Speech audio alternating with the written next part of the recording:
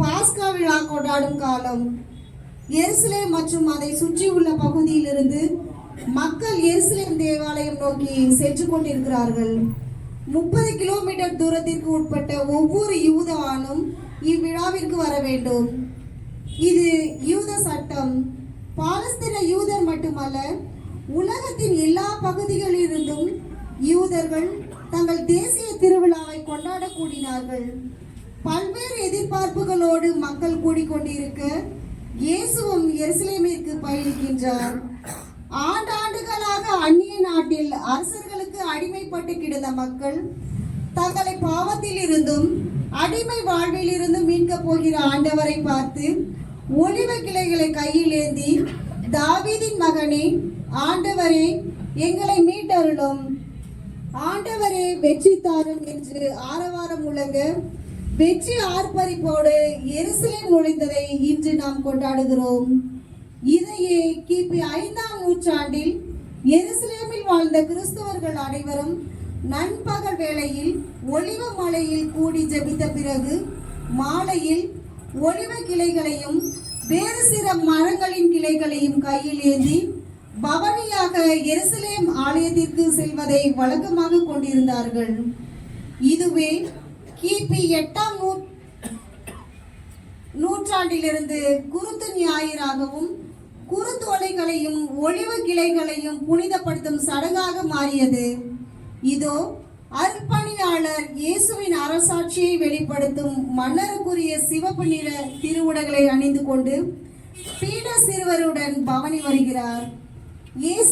இயேசுவின் எருசலேம் புனித பயணத்திற்கு 40 நாட்களாக ஜபத்திலும் தபத்திலும் தானத்திலும் தயாரித்த நாம் நம்பிக்கையோடும் உற்சாகத்தோடும் இயேசுவை வரவேற்க மக்கள் கூட்டத்தோடு மனதளவில் இணைந்து குருத்தோலைகளை கையில் ஏந்தி பக்தியுடன் இன்றைய திருவெளிப்பாட்டில் பங்கேற்போம்.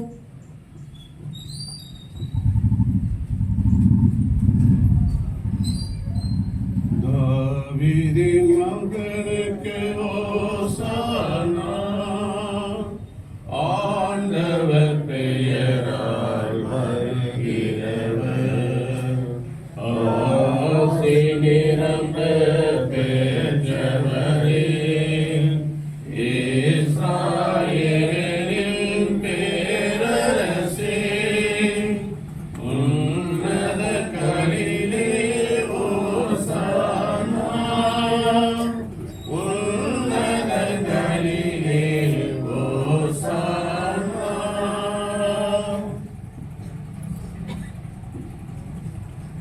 அன்புமிக்க சகோதர சகோதரிகளே, தவக்கால தொடக்கத்திலிருந்தே தவ முயற்சிகளாலும் பிறர் அன்பு பணிகளாலும் நம் இதயங்களை தயாரித்த பின் இன்று நாம் ஒன்று கூடியுள்ளோம். இதனால் நம் ஆண்டவருடைய பாஸ்கா மறை நிகழ்வை, அதாவது ஆண்டவருடைய திருப்பாடுகளையும் உயிர்ப்பையும் உலகளாவிய திரு அவையோடு சேர்ந்து அறிவிக்கின்றோம். இப்பாஸ்கா மறை நிகழ்வை நிறைவேற்றவே அவர் தம் நகரான எருசலேமுக்குள் நுழைந்தார். எனவே மீட்பு அளிக்கும் இந்த நுழைவை நாம் முழு நம்பிக்கையுடனும் இறைபற்றுடனும் நினைவில் கொண்டு ஆண்டவரை பின் செல்வோம். அவருடைய அருளினால் சிலுவையின் பங்கேற்பாளர்களாக மாறி அவருடைய உயிர்ப்பிலும் வாழ்விலும் நாம் பங்கு பெறுவோமாக.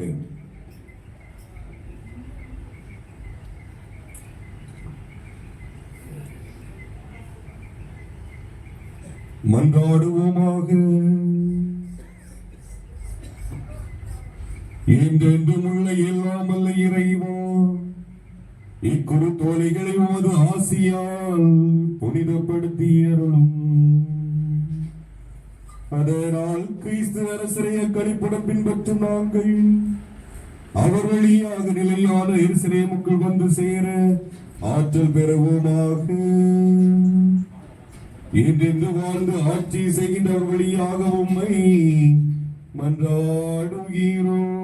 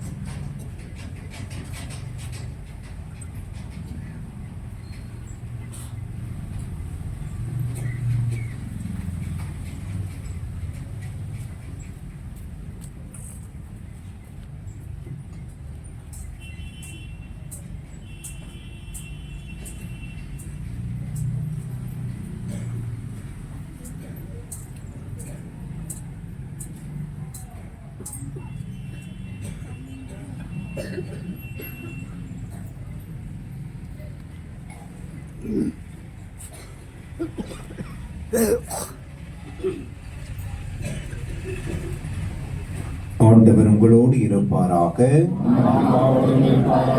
லூக்கா எழுதிய தூய நற்செய்தியிலிருந்து வாசகம். அக்காலத்தில் இயேசு முன்பாகவே எருசலேமுக்கு புறப்பட்டு சென்றார். ஒலிவம் என வழங்கப்படும் மலை அருகிலுள்ள பெத்பகு, பெத்தானியா என்ற ஊர்களை அவர் நெருங்கி வந்தபோது 2 சீடர்களை அனுப்பினார். அப்போது அவர் அவர்களிடம், எதிரே இருக்கும் ஊருக்குள் போங்கள். அதில் நுழைந்ததும் இதுவரை யாரும் அமராத ஒரு கழுதை குட்டி கட்டி வைக்கப்பட்டிருப்பதை காண்பீர்கள். அதை அவிழ்த்து கொண்டு வாருங்கள். யாராவது உங்களிடம் ஏன் அவிழ்க்கிறீர்கள் என்று கேட்டால், இது ஆண்டவருக்கு தேவை என சொல்லுங்கள் என்றார். அனுப்பப்பட்டவர்கள் சென்று அவர் தங்களுக்கு சொன்னவாறே இருக்க கண்டார்கள். அவர்கள் அதை அவிழ்த்து கொண்டிருந்த போது கழுதையின் உரிமையாளர்கள், கழுதையை ஏன் அவிழ்க்கிறீர்கள் என்று அவர்களிடம் கேட்டார்கள். அதற்கு அவர்கள், இது ஆண்டவருக்கு தேவை என்றார்கள். பின்பு அதை இயேசுவிடம் ஓட்டி வந்தார்கள். அக்கழுதையின் மேல் தங்கள் மேல் உடைகளை போட்டு இயேசுவை அதன் மேல் ஏற செய்தார்கள். அவர் போய்க் கொண்டிருந்த போது அவர்கள் தங்கள் மேல் உடைகளை வழியில் விரித்து கொண்டே சென்றார்கள். இயேசு ஒலிவமலை சரிவை நெருங்கினார். அப்போது திரண்டிருந்த சீடர் அனைவரும் தாங்கள் கண்ட அனைத்து வல்ல செயல்களுக்காகவும் உரத்த குரலின் மகிழ்ச்சியோடு கடவுளை புகழத் தொடங்கினர். ஆண்டவர் பெயரால் அரசராய் வருகிறவர் ஆசி பெற்றவர், விண்ணகத்தில் அமைதியும் ஆட்சியும் உண்டாகுக என்றனர். அப்போது கூட்டத்தில் இருந்த பரிசேயர்களுள் சிலர் அவரை நோக்கி, போதகரே, உம் சீடர்களை கடிந்து கொள்ளும் என்றனர். அதற்கு அவர் மறுமொழியாக, இவர்கள் பேசாதிருந்தால் கற்களே கத்தும் என நான் உங்களுக்கு சொல்கிறேன் என்றார். ஆண்டவரின் அருள்வாக்கு.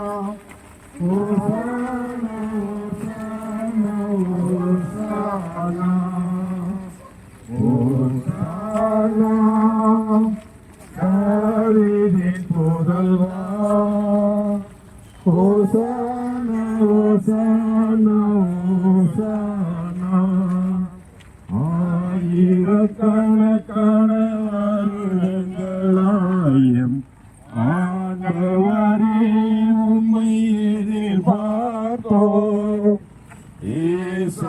இஸ்ராயேலர்களை ஆண்டிடவேயும் இயேசு இரட்சகரே எழுந்தருளும். ஓசானா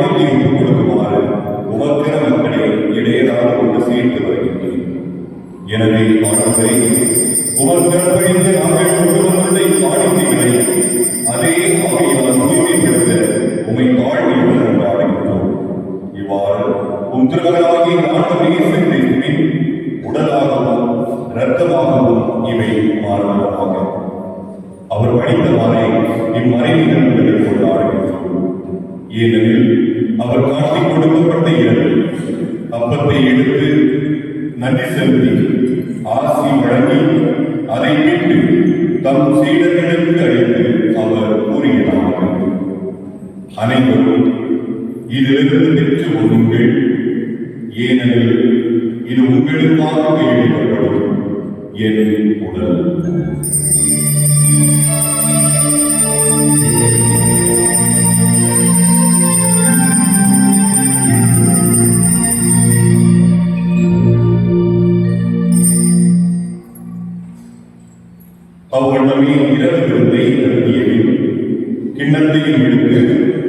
உமக்கு நன்றி செலுத்தி ஆசி வழங்கி அதை தம் சீடர்களுக்கு அளித்து அவர் கூறியதாவது: அனைவரும் இதிலிருந்து பெற்று பருகுங்கள், ஏனெனில் இது புதிய நிலையான உடன்படிக்கைக்குரிய என் இரத்தத்தின் கிண்ணம். இது பாவ மன்னிப்புக்கென்று உங்களுக்காகவும் பலருக்காகவும் சிந்தப்படும். இதை என் நினைவாக செய்யுங்கள்.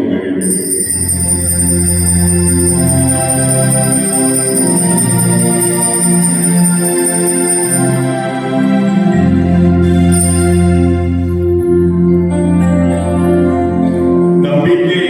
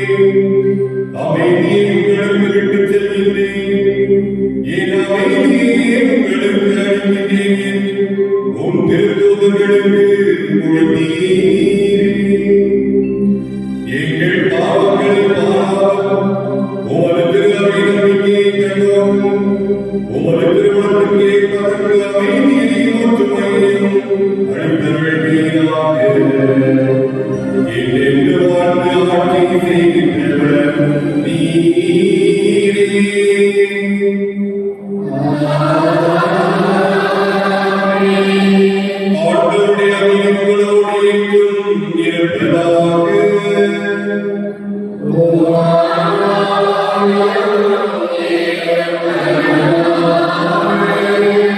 ஒருவருக்கொருவர் அமைதியை பகிர்ந்து கொள்வோம்.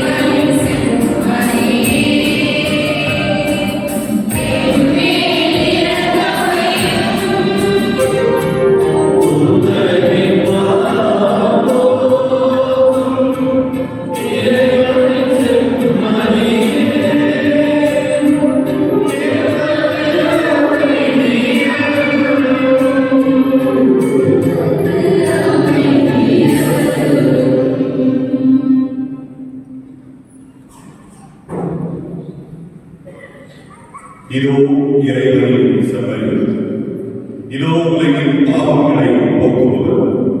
செம்மறியின் நிலத்திற்கு அழைத்து பெற்றோர் பேறு பெற்றோர்.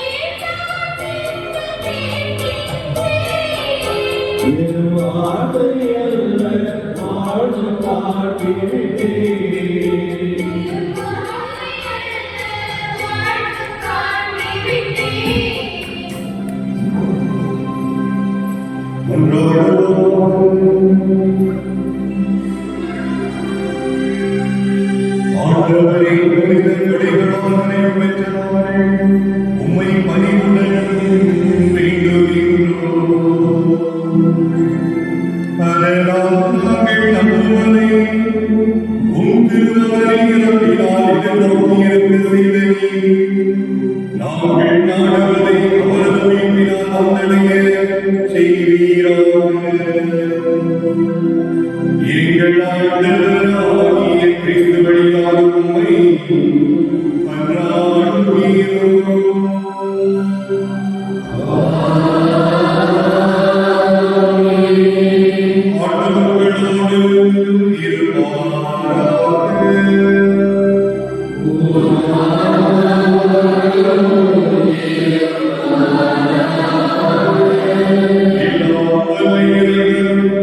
தந்தை, மகன், தூய